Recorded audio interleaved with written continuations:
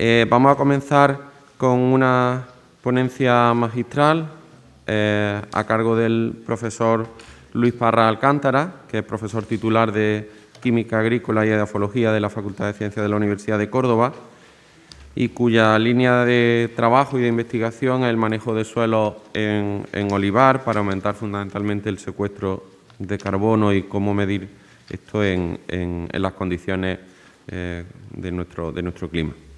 En este foro, en este workshop, ¿vale? Yo soy Luis Parra, profesor del Departamento de Química Agrícola y Edafología, y cuando la organización si me disculpáis, voy a quitarme la mascarilla, y cuando la organización me dijo si quería participar en esta jornada, la verdad es que me lo pensé porque muchos son los científicos que participan o que han participado tradicionalmente en este foro de gran prestigio a nivel nacional, incluso fuera. La charla prácticamente la he decompuesto básicamente en dos partes, puesto que vamos a intentar no alargarnos demasiado, 40, 45 minutos. Vamos a entrar primero en unas consideraciones teóricas y algunas reflexiones sobre el secuestro de carbono, evidentemente ligado en este caso, al olivar tradicional. Y luego después también voy a integrar entre medias consideraciones desde el punto de vista práctico de los principales resultados que ha obtenido o que tiene nuestro grupo de investigación. Como sabéis, desde aproximadamente el año 95, ¿vale?, hasta la actualidad se han ido desarrollando cada año diferentes conferencias de partes, donde yo me atrevería a decir que básicamente habría dos puntos de inflexión, una en la COP3 en Kioto 97 y otra en París 2015. ¿Por qué? Básicamente la primera porque el sector forestal y el suelo ligado al sector forestal ya se tuvo en cuenta, pero sobre todo en 2015, en la COP21, porque fue la primera vez que el carbono orgánico del suelo aparecía a nivel institucional en la agenda. Desde ese momento se han ido produciendo diferentes iniciativas, una a nivel internacional, otras más a nivel continental, ¿vale? Pero podríamos destacar en ese nivel la iniciativa 4x1000, gracias a Stéphane Le Foll, primer ministro de Agricultura francés en la COP21. Entre medias, otro pistoletazo importante fue precisamente la conferencia inaugural que el profesor Ratan Lal en el año 2018 hizo en la conferencia inaugural de los premios Nobel, ligado precisamente a la temática que vamos a tratar hoy, es precisamente cómo pueden o cómo podrían los suelos afectar al clima o a la alteración de los modelos climáticos que, por causas antropogénicas, está provocando el hombre. Antes de nada, yo creo que es fundamental tener claro de a qué nos estamos refiriendo. Bien, aquí tienen la última publicación referente a las cantidades, concentraciones de carbono en las diferentes esferas que tiene la Tierra. Como pueden ver, con respecto a la anterior, ¿vale?, hay ligeras modificaciones, pero aquí tendríamos que destacar que hay una parte, como ven, muy pequeñita, estamos hablando de un 0,06%, que está en continua dinámica entre sí, es decir, estaríamos hablando de la hidrosfera, de la atmósfera y del suelo, ¿vale? Evidentemente, cuando hablamos del suelo, también nos vamos a referir a la parte biótica del suelo.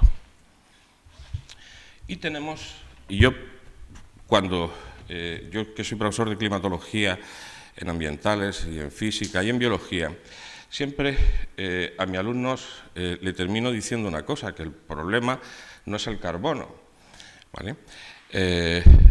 Algo de lo que nosotros en parte estamos hechos, la medida de la fotosíntesis, es decir, el carbono en sí, no lo podemos considerar como un amigo, como un enemigo precisamente.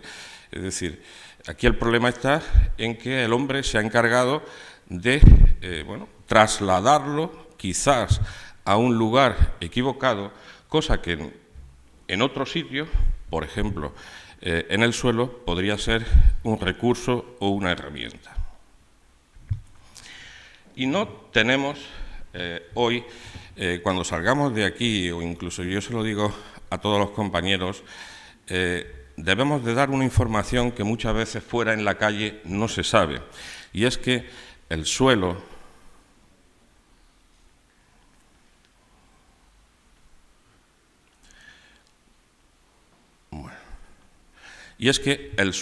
aquí ven, a la hora de traspasar la presentación no aparece, pero había un pequeño vídeo de unos segundos, pero tenemos que pensar o tenemos que trasladar fuera que en ese primer metro de suelo aproximadamente podemos, y de hecho tenemos, más carbono, casi 2 veces más carbono que en toda la atmósfera junta, cosa que, sobre todo, mucha de la gente que está fuera de estos foros no conoce de manera ordinaria. Luego, ¿qué queremos decir o qué podemos plantearnos? Que una fina, delgada capa, es decir, un barniz sobre la superficie de la Tierra con 1 metro, 1,5 metros de espesor, podría ralentizar, parar, revertir incluso los cambios que se están produciendo en el clima. Bueno, pues ahora con respecto al caso concreto del olivar veremos algunos escenarios, algunas situaciones, pero parece ser que podría ser una solución a los problemas que normalmente podemos tener.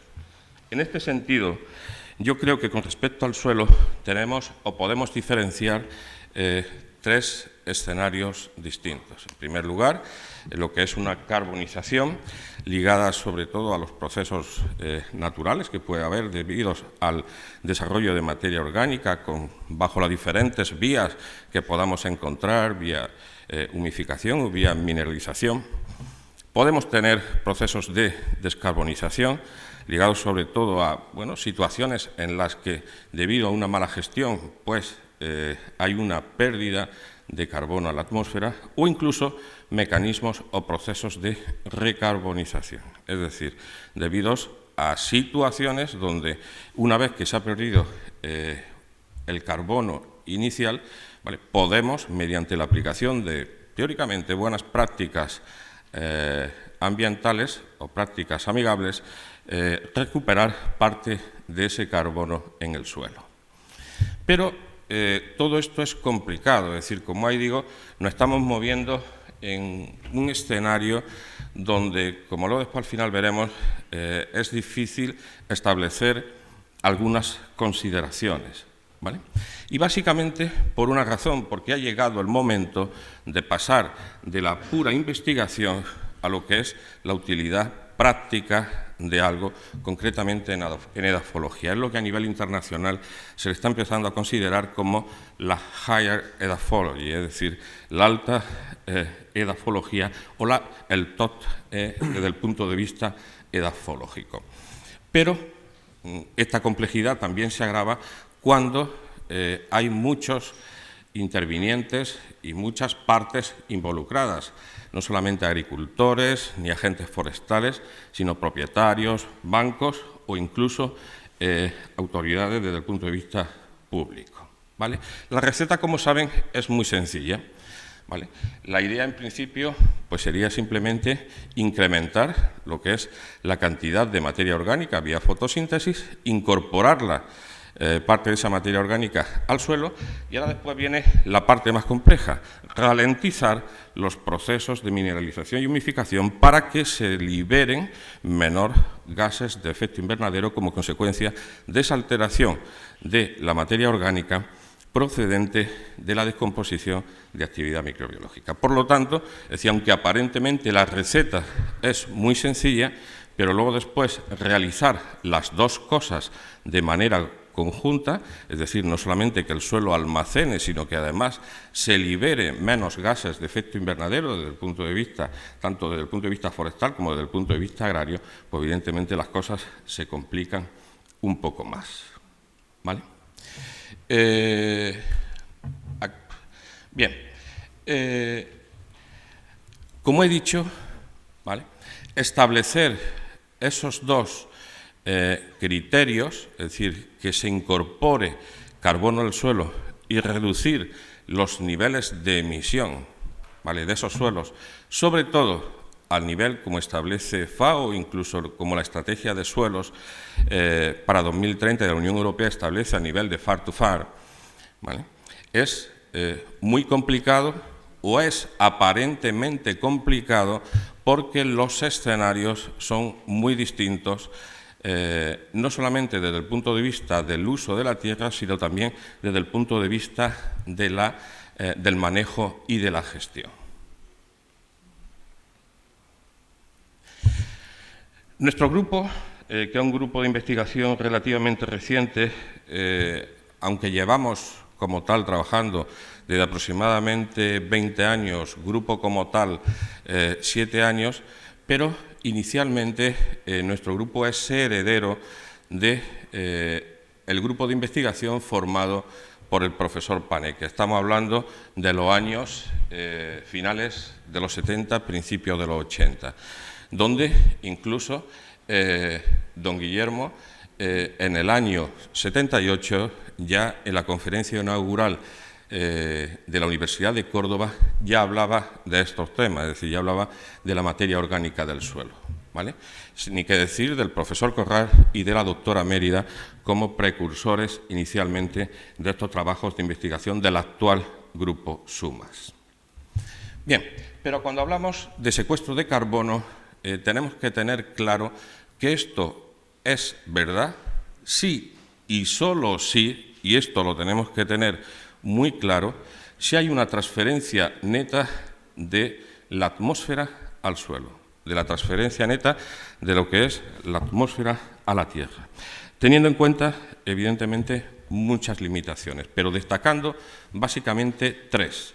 En primer lugar, que el suelo tiene una capacidad limitada para almacenar carbono. En segundo lugar, que este proceso es reversible, no es continuo a lo largo del tiempo, y que la transferencia de carbono en el suelo puede afectar, evidentemente, a otros gases de efecto invernadero.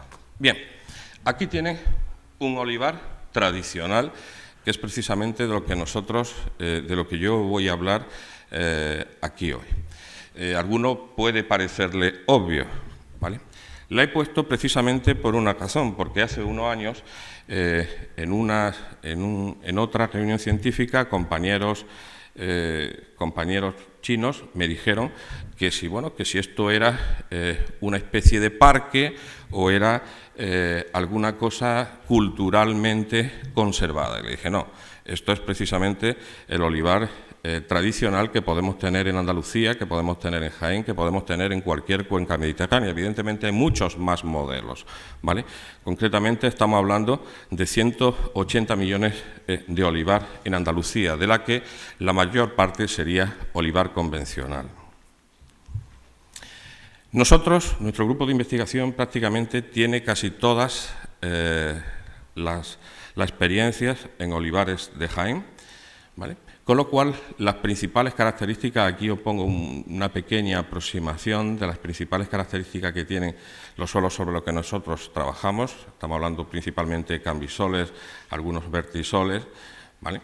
Estamos entre franjas de, bueno, entre 450 y 600 metros de altura, con pendientes no excesivamente altas, pero que en muchos casos van a tener o van a condicionar determinados problemas de erosión que afectarán evidentemente a la pérdida de materia orgánica o de carbono orgánico en el suelo, y con precipitaciones medias, como estáis viendo, de en torno a los 500-550 milímetros de precipitación, donde las temperaturas máximas, y esto es muy importante, en algunos casos llegan a ser excesivamente altas. Estamos hablando de 45, 46, 47 grados en algunos momentos del año. Como ustedes saben, todo esto tiene sentido o tiene un mejor resultado siempre y cuando las precipitaciones sean elevadas, porque tendrá un mayor desarrollo de materia orgánica, y siempre y cuando las temperaturas no sean excesivamente altas, puesto que si nos vamos a temperaturas excesivamente altas,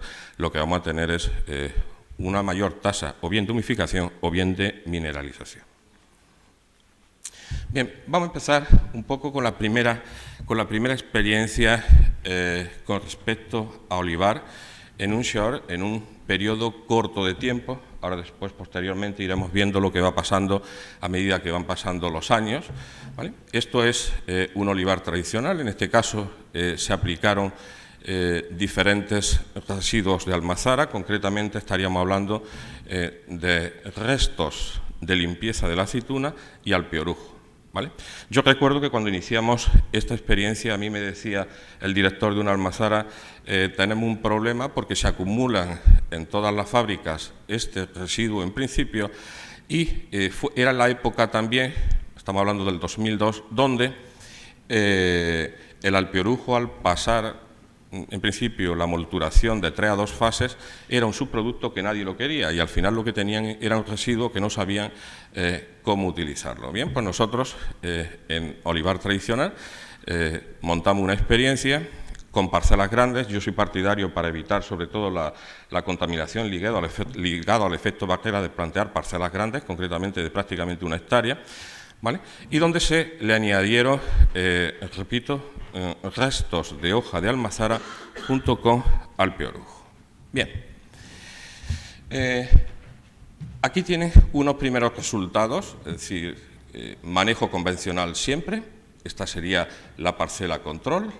Después tenemos con la adición de alpiorujo, y luego después con la adición de hoja, ¿vale? Aparentemente estos datos no pueden parecer significativos, o puede que no se crea que aparentemente aportan algo, ¿vale? Bien, yo en primer lugar quisiera, porque además se puede ver, en primer lugar los cambios, ligeros cambios, y estamos hablando de un periodo relativamente de tiempo, casi solamente 3 años. En primer lugar, pequeños cambios texturales, y luego después también, en segundo lugar, y esto es importante, que empezaron a producirse cambios en la densidad del suelo. No voy a entrar ahora mismo en las variaciones de carbono, de Soil Organic Carbon, como tenéis aquí, que evidentemente son impresionantes en un periodo tan corto de tiempo, pero sí quiero que se fijen en una cosa, y es que siempre que se habla del carbono, normalmente a nivel internacional nos fijamos exclusivamente en los 30, en los primeros 40 centímetros del suelo. Bien, pues esta es una cosa que en suelos mediterráneos, sobre todo nosotros en casi todos los suelos en los que estamos trabajando, es una dinámica que nos está pasando siempre, y es que en muchos casos tenemos muchísimo carbono en profundidad, y en algunos casos en profundidad más que en superficie. Y otra cosa que quiero que se fijen, y es que en solamente 5 años, para el caso de la adición de hoja, ya empezaron a darse cambios no solamente en profundidad, sino a profundidad, no solamente en superficie, sino a profundidades mucho más mayores, en un short term. Sin embargo, es decir, procesos de este tipo, en otros escenarios, como el caso, por ejemplo, de la zona de Pedroches, nosotros hemos podido comprobar que después de 20 años incluso de cambio a manejo ecológico, estos cambios ni se llegan a producir. Pero no solamente se producen cambios, o se han producido cambios en ese pequeño periodo de tiempo en cuanto a la cantidad de carbono que se almacena, sino que, como pueden comprobar aquí, desde el punto de vista de servicios ecosistémicos, se produce una importantísima reducción en la erosión de ese suelo. Es decir, pasando de 55 toneladas por hectárea hora mediante simulador. Aquí no se fijen en los números, sino en los números específicos, puesto que concretamente esto está estimado con simuladores de lluvia. Fíjense simplemente en lo que es la relación, ¿no? Mientras que con la adición de hoja, prácticamente esa reducción la pérdida de suelo era nula. También importante destacar es la disponibilidad de agua útil del suelo, ¿vale? Es decir, en cultivo, en la parte control, ¿vale?, con respecto a, sobre todo, la adición de hoja, ¿vale?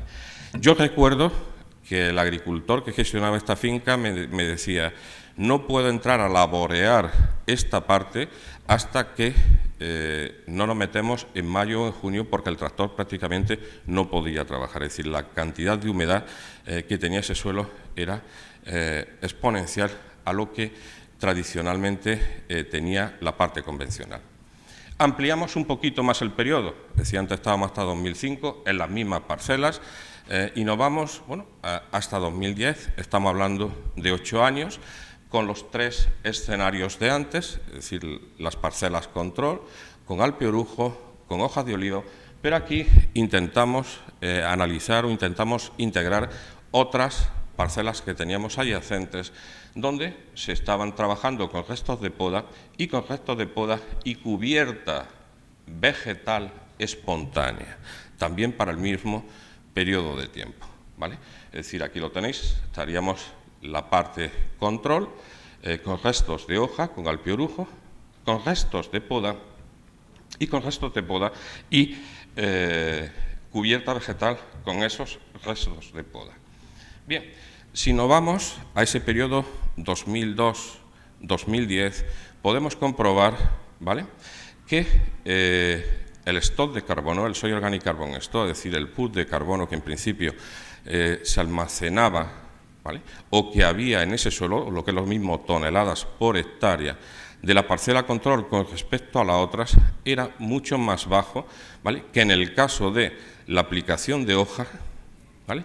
Y aquí, importante y sobre todo muy significativo, puesto que ese manejo, el manejo de cubierta vegetal espontánea con restos de poda, tenía o aumentaba las cantidades de carbono de manera bastante significativa.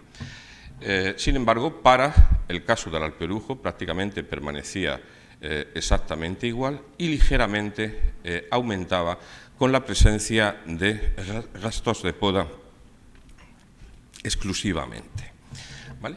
De manera paralela, el nitrógeno se comportaba prácticamente exactamente igual. Aquí deciros que cuando nosotros pensamos estas experimentaciones no disponíamos de medidores traza de gases para poder comprobar evidentemente la pérdida de carbono, de CO2 o de metano o de nitroso que tenían este tipo de suelos. Evidentemente creemos que tendría que ser, sobre todo para el caso de la hoja, muy elevada, ¿vale?, puesto que las relaciones carbono-nitrógeno también son bastante elevadas.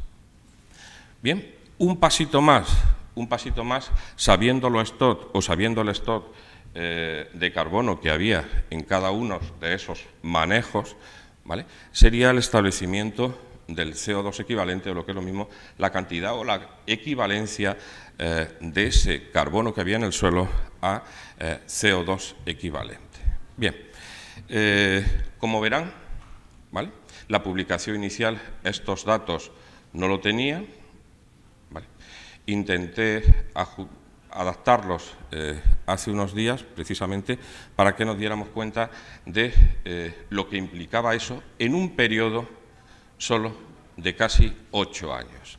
Bien, en primer lugar, como podrán ver, el CP, que es la parcela de referencia, ¿vale?, produjo o hizo, es decir, la variación de diferentes parámetros, hizo que para el alpe orujo, ¿vale?, aumentara solamente, bueno, estaríamos hablando, vamos a irnos a datos de CO2, como pueden ver, para el alpe orujo 377 toneladas de CO2 equivalente, para el caso de hoja de olivo 925 toneladas de CO2, la control, que sería la referencia, los restos de poda aumentan muy poco con respecto al manejo convencional y las cubiertas vegetales con restos de poda, como verán, sí aumentan. Si eso lo traducimos a diferencias de toneladas por año, es decir, qué cantidad de carbono, de CO2 equivalente, teóricamente transformado, se ha producido en el suelo, sin considerar, evidentemente, las emisiones por año transcurrido, es decir, en el periodo de 8 años, podemos ver que, evidentemente, la control, que es la que utilizamos para referencia, no tiene nada, que la adición de alperujo prácticamente es exactamente igual, no hay cambios, se incrementa solamente 0,1 toneladas por hectárea año, ¿vale? Que la adición de hoja implicaba 68 toneladas por hectárea año,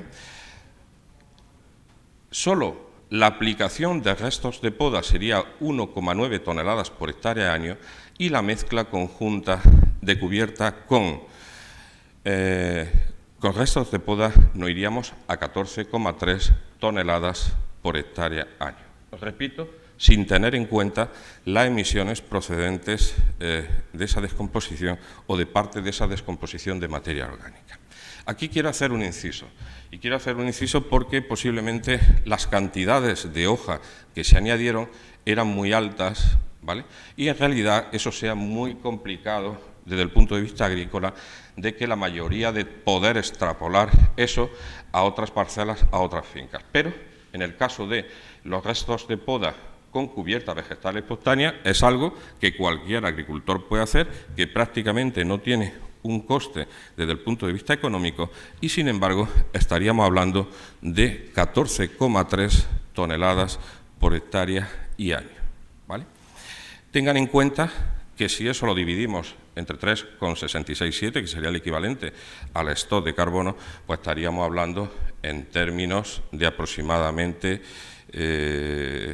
3-4 toneladas por hectárea año. Les recuerdo que el 4 por 1000 establece 0,6 toneladas por hectárea año. Es decir, estaríamos hablando mucho más por encima de lo que proyectos a nivel internacional como el 4 por 1000 se pueden aplicar.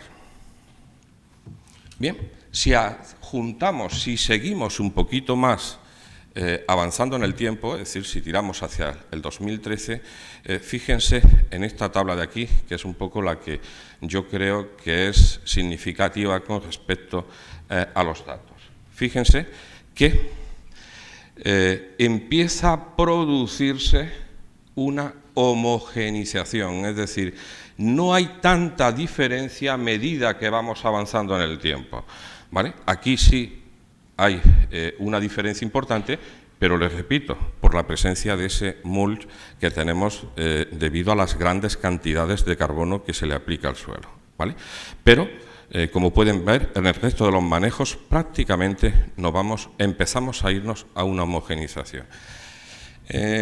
Nosotros interpretamos, y además, como luego después se podrá ver, a medida que va pasando el tiempo, mejorando determinadas propiedades o con determinados manejos, evidentemente el suelo llega a una situación donde cada vez esa incorporación es más lenta y, por lo tanto, bajo las mismas características desde el punto de vista climático, a cambio de manejos, terminamos en situaciones como la que tenemos aquí. Bien, ahora, como servicio ecosistémico, estimamos, no con simulador, sino con ecuación de Russell, la pérdida de suelo en esos 3 tipos que hemos considerado antes, ¿vale? Para el periodo 2002 y 2013. Y podrán comprobar, ¿vale?, que la parcela control, es decir, la comparada sobre todo con hoja y con alpeorujo, la pérdida de suelo en función de la pendiente era mucho más elevada, con tasas de correlaciones muy altas, ¿vale?, desde el punto de vista lineal, con valores de, como estáis viendo ahí, de 0,967.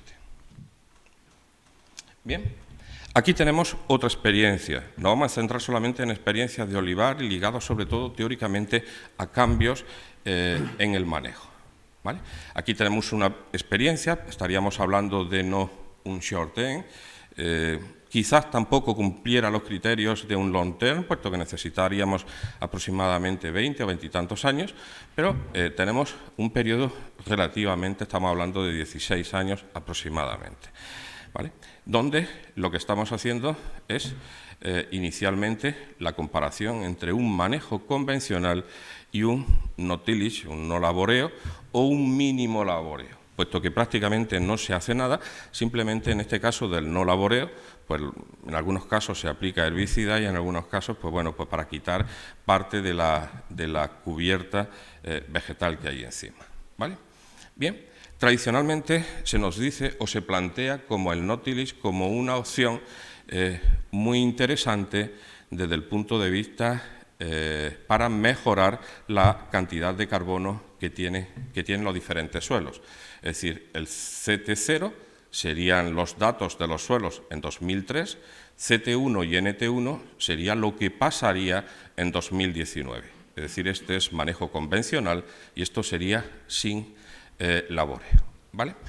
Bien, si nos vamos a la cantidad de carbono, ¿vale?, de uno con respecto a otro, inicialmente, fíjense la barbaridad que tenemos aquí. Es decir, en el 2003 partíamos de 74,74 a nivel total del suelo, es decir, si nos centramos en la parte superficial, veis, podemos incluso compararlo un poquito más, pero si nos vamos al total un poco, al Total Soil Organic Carbon Stock, estaríamos hablando que en el 2003 teníamos 74,74 toneladas por hectárea. Pasados 16 años hemos bajado a 43, y aquí importante, el no tillage, fíjense que en muchas publicaciones, hay otras que no, se nos dice que para el caso del olivar, pues evidentemente es una opción muy interesante cuando la superficie es totalmente llana. Cuando tengo un poquito de pendiente, pues precisamente es un problema como estáis viendo aquí, ¿vale? Luego, en principio, el no tillage, ¿vale?, después de un periodo relativamente largo de tiempo, miren lo que pasa.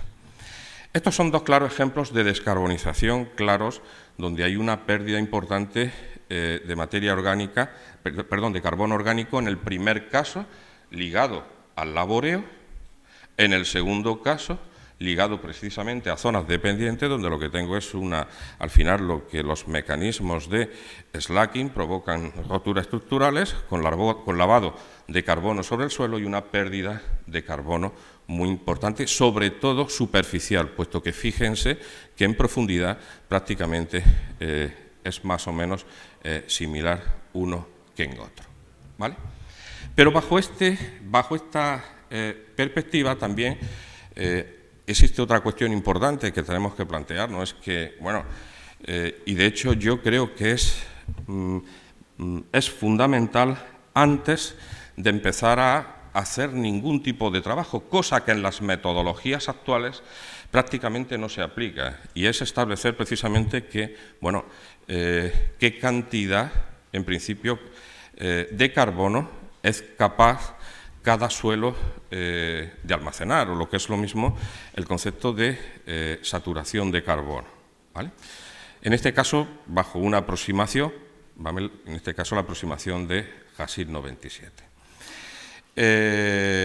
Para esto vosotros sabéis que tenemos que partir de dos consideraciones importantes. En primer lugar, que los mecanismos de estabilización en suelos minerales es precisamente el tema estructural, es decir, los agregados del suelo, y en segundo lugar, que eso está condicionado por las partículas finas. Luego, evidentemente, va a estar limitado lo que es la cantidad de carbono que se puede almacenar en cada tipo de suelo, ¿vale? Bien, aquí tenemos esos resultados, es decir, la capacidad máxima, en principio, que podrían almacenar este tipo de suelos, concretamente la experiencia que hemos visto antes, entre 2003 y 2019, ¿vale? En primer lugar, bueno, voy a aclarar aquí una cosa, y es que si sabemos qué cantidad de carbono asociado a la fracción fina tenemos ahora y podemos saber o podemos determinar cuál es la capacidad máxima que tiene, la diferencia evidentemente será la capacidad que le quede de almacenar, ¿vale? Con esto quiero hacer lo iba a hablar más adelante, pero yo creo que ya que estamos aquí es importante decirlo. Si nos vamos a la propuesta del 4 por 1000, ¿vale? Actualmente, la tendencia, sobre todo lo que establecen investigadores, por ejemplo, como la profesora Gampel u otras, es que estamos hablando de carbono total. Sin embargo, si nos vamos a otras metodologías, ¿vale?, para almacenamiento de carbono, no están hablando de que tiene que ser carbono totalmente estabilizado, y si tiene que ser carbono totalmente estabilizado no tenemos que ir al carbono que se encuentra en la fracción por debajo de 20 micras, con lo cual hay que hacer un fraccionamiento del carbono, mucho más tedioso. Estoy viendo en las, bueno, llevamos ya unos cuantos años que en los Open de las publicaciones están empezando a salir discusiones sobre este tema, ¿vale? Si hay que considerar el carbono total o hay que considerar exclusivamente el carbono estabilizado. Una cosa sí tenemos que tener en cuenta, y es que si estamos hablando de carbono estabilizado, no tenemos que ir a periodos de gestión superiores, en muchos casos, a 20 años. 15, 20 años, necesitamos periodos largos. Si estamos hablando de carbono total, evidentemente los periodos se acortan. Pero cuidado, puede haber situaciones donde ese carbono, esa variación en carbono estabilizado, también la podamos tener in short, a corto plazo. Bien, pues en este caso, para el periodo 2003-2019 en Olivar, ¿vale?, estos suelos actualmente, es decir, en el año 2019, ¿vale?, bueno, en el 2003 tenían 57 toneladas por hectárea ligada a la fracción fina. En CT1, como veis, aumentó esa fracción fina de 20 micras, ¿vale? Y en NT1, ¿vale?, es decir, en Nautilis, se produjo una pequeña reducción con respecto al CT1 y un pequeño aumento con respecto a la situación inicial. Después verán tres columnas ligadas a saturación, ¿vale? Dirán, ¿por qué ha puesto 3 columnas y no ha puesto solamente uno? Es decir, como valor máximo de almacenamiento de carbono. Básicamente he puesto 3 columnas porque en primer lugar he puesto la columna de valores medios y luego después he estimado asociándole los estándar error que Hasim proponía en su ecuación lineal, ¿vale? Por lo tanto, podemos tener unos valores máximos, unos valores mínimos, en una franja entre la cual, en principio, podrían darse ese tipo de saturación, ¿vale? La diferencia, evidentemente, sería la capacidad de almacenamiento que tiene ese tipo de suelos, ¿vale? Si nos vamos a los datos intermedios, podemos comprobar, ¿vale?, que precisamente el no laboreo es el que más capacidad tiene de almacenar carbono. Bien, podemos tener una tercera experiencia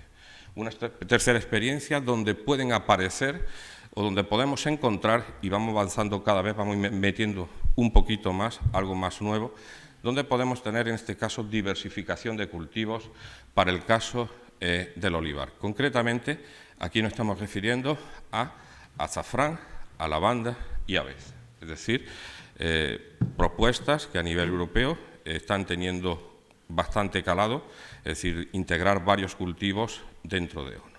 Bien, aquí tienen, ¿vale?, para el periodo 2018-2021, estaríamos hablando en superficie, entre los 10 primeros centímetros, entre los 10 y 30, es decir, superficial.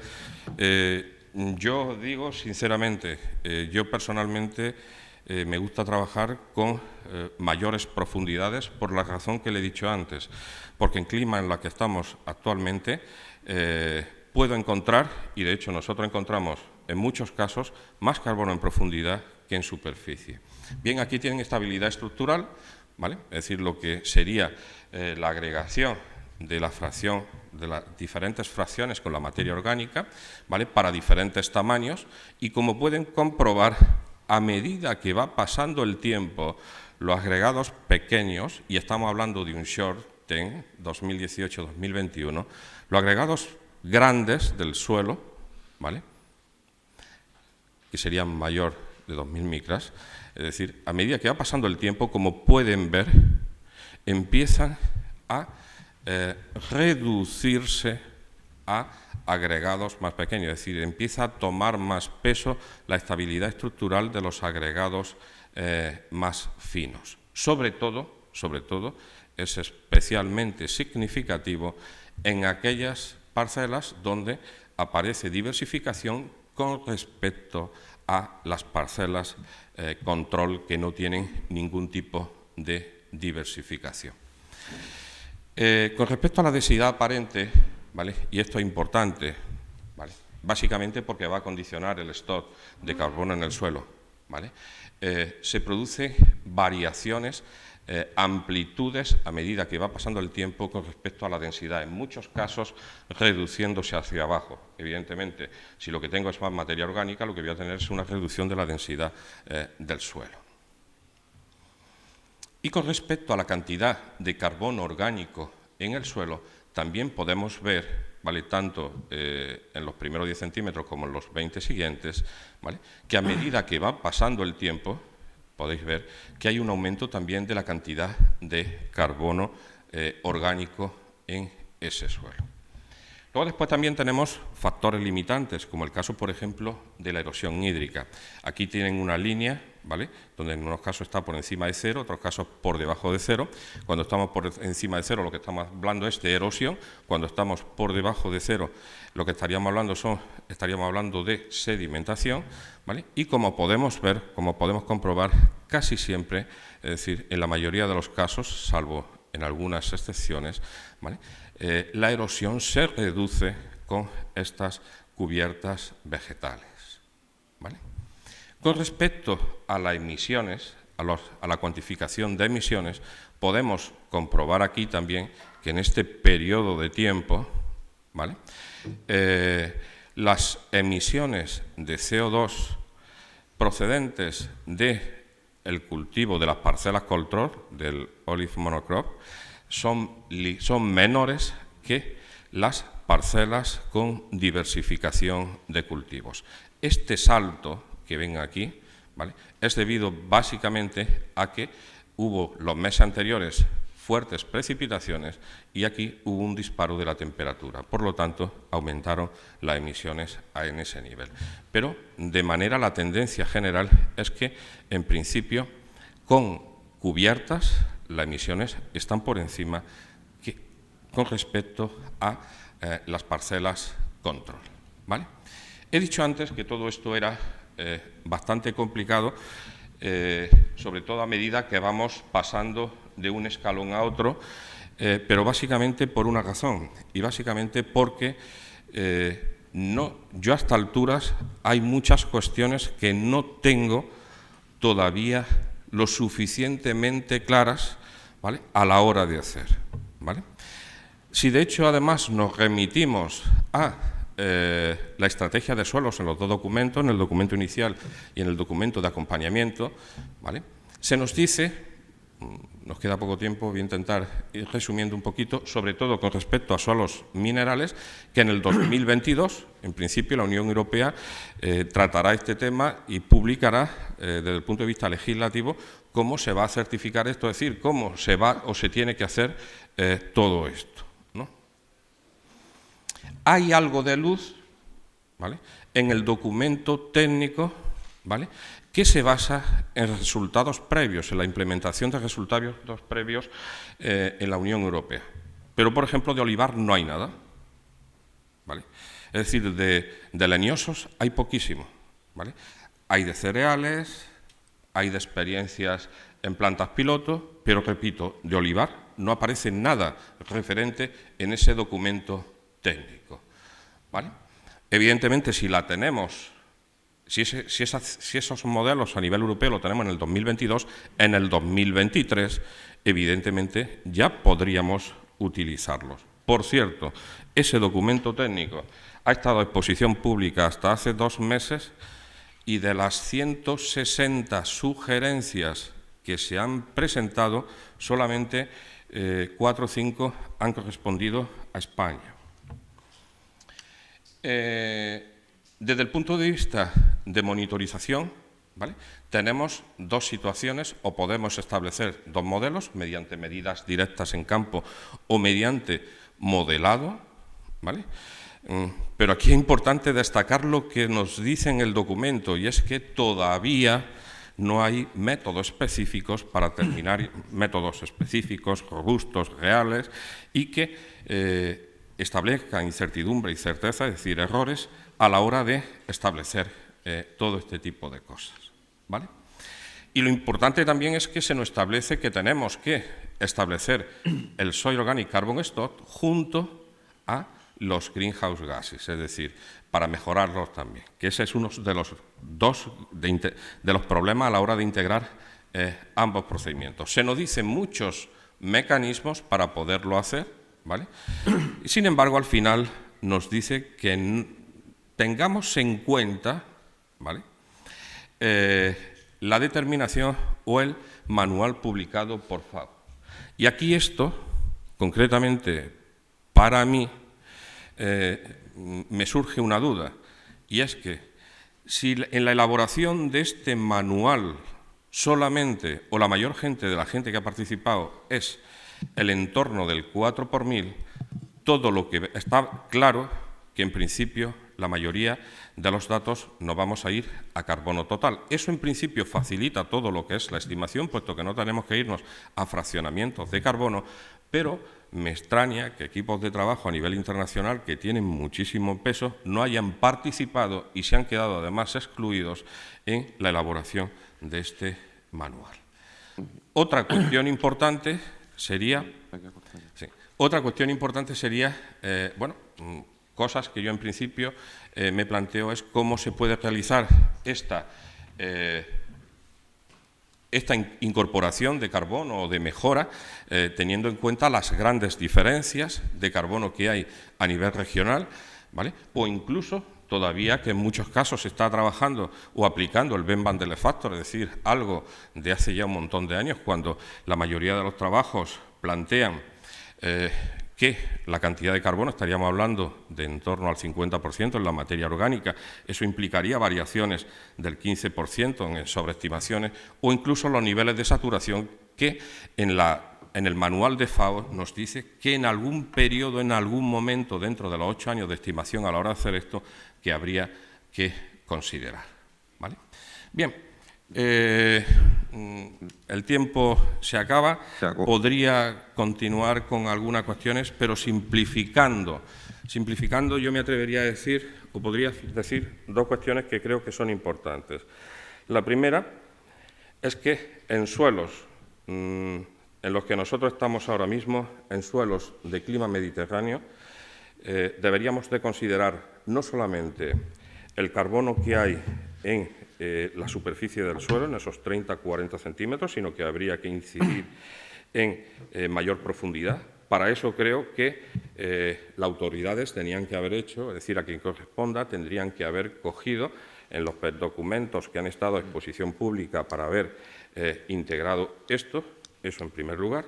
Y en segundo lugar, que con buenas, en principio, coste para el agricultor en olivar, aplicando exclusivamente, repito, cubiertas vegetales espontáneas, sin entrar en un manejo exhaustivo, y la adición de restos de poda procedente del mismo olivar, eso prácticamente no tendría coste alguno para el agricultor.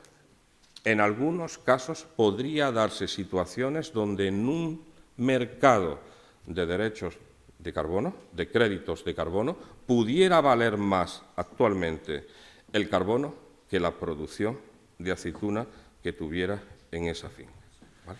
Muchas gracias por vuestra atención y estoy para resolver todas las preguntas que en principio me quisierais hacer. Muy bien, muchas gracias.